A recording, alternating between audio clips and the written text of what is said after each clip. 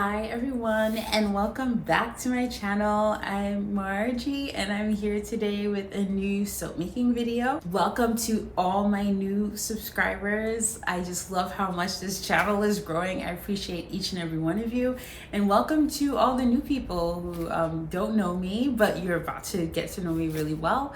I hope if you do like this video, you will like and subscribe. It really helps the channel out and it just helps me to be more encouraged to push out more content. Please also comment below any questions you might be having about soap making. This channel is just all about life, love, wellness, and making soap. Without further ado, let's get to the video. So today I'm making a new soap. If you did not see the thumbnail, then you don't know what kind of soap I'm making. If you did see the thumbnail, then you do. But if you don't know what kind of soap I'm making, you could look here at my outfit and try to look at the colors and try to guess what kind of soap I could be making today. I think of the colors. Think of summer, think of feeling refreshed, think of quenching your thirst, and think of a fruit, because it's a fruit and it's super delicious and super popular. And it's just the representation of summertime. All right, I'll give you 2 seconds. 1, 2. If you guessed watermelon, yes, I am making a watermelon soap today. I'm going to show you the final product and then I'm going to show you how I make it.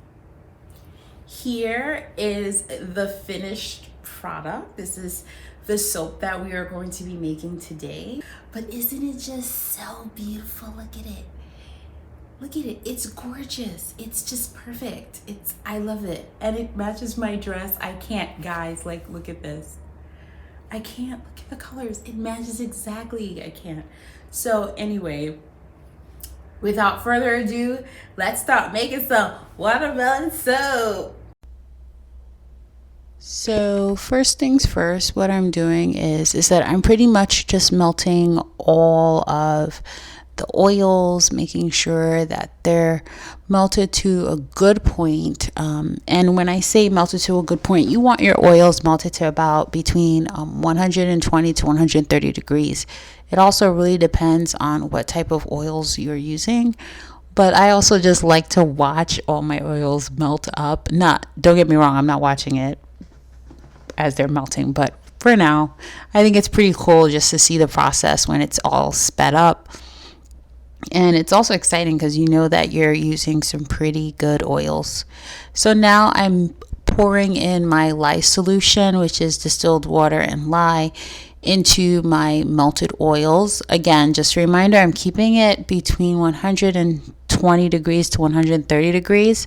And that's also because I'm using butters in there, and butters have they need a higher temperature to stay melted because they can cause your soap making process, like the solution, to seize.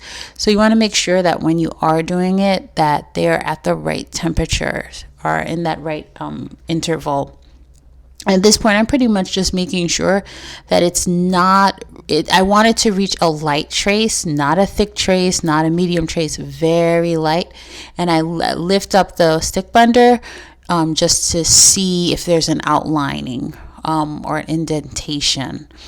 And now I'm mixing my micas. I was working with 3 different colors: a darker green, a lighter green, and a magenta color. And these are just for the colors of watermelon.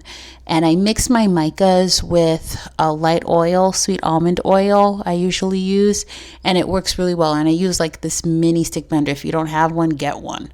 Then I just started really working very quickly. I put all the micas in each of my separated batches.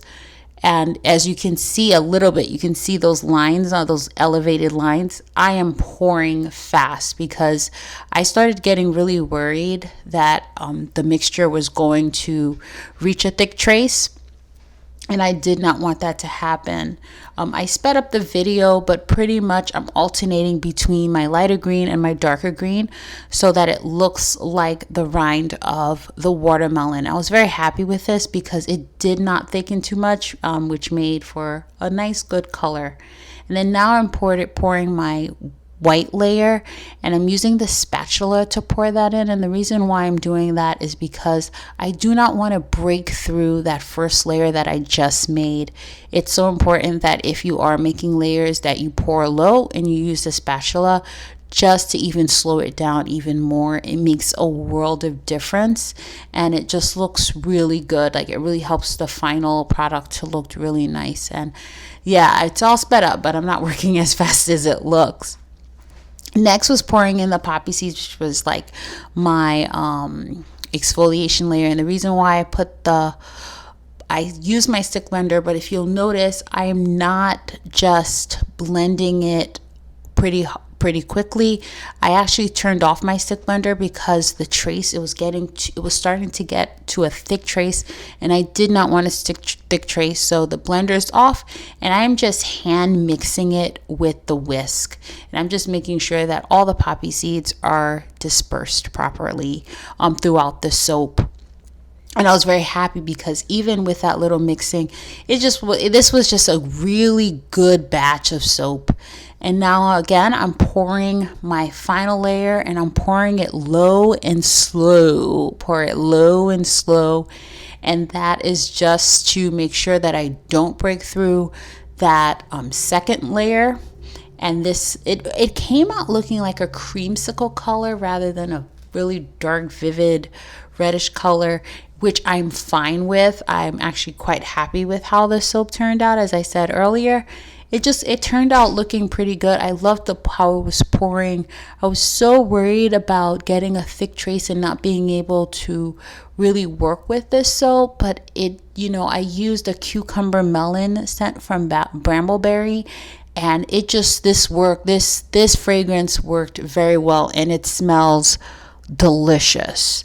So I was just really happy. And this is my final piece, as you can see, my final.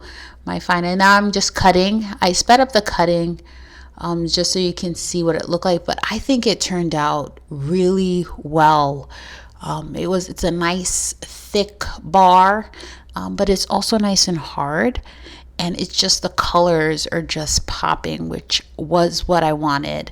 And everyone that I showed the soap after I made it, I was like, what does this look like? They're like, watermelon. And my son was really excited, and my niece was really excited to use it. And it did work up. It does make a very good lather, a lot of bubbles. So it's just really I am very proud with how this soap turned out.